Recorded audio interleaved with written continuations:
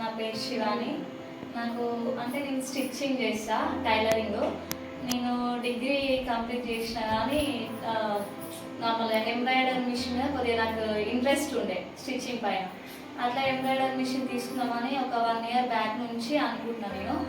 నాకు ఒక చిన్న పాప ఉంది, 1 ఇయర్. అట్లా ఇక పాపను చూసుకొని అట్లా మనము చూసుకోలేమన్నట్టు అంటే మా హస్బెండ్ని నేను ఒక 1 ఇయర్ బ్యాక్ నుంచే మిషన్ తీసుకుందామని అడుగుతున్నాం. మేము ఇంతకుముందుకు ఊర్లు ఉండేది, హైదరాబాద్ షిఫ్ట్ అయినాక తీసుకుందామని అనుకున్నాము. అట్లా ముందు నుంచే ప్లానింగ్ ఉండేది. ఇంకా నేను వేరే కంపెనీస్ మొత్తము కంపేర్ చేసి చూసాం. అట్లా ఇది ఫినిషింగ్ అయినా సర్వీసింగ్ అయినా నాకు ఎంటీసీ మంచిగా అనిపించింది. అంటే ఒక 3-4 మంత్స్ బ్యాక్ కూడా వేరే కంపెనీ చూసా, బాగుంటుంది అనుకున్నా. కానీ అది ఫైనల్గా అది కూడా తీసుకుందాం అనుకున్నా. మళ్ళీ చూస్తే ఎంటీసీ మొత్తం సెర్చ్ చేసే సర్వీసింగ్ అయినా ఫినిషింగ్ బాగా అనిపించింది. అట్లా ఎంటీసీ ఫైనల్గా తీసుకున్నాము. మేము హైదరాబాద్ వచ్చి ఈ రోజుకి 1 మంత్ అవుతుంది.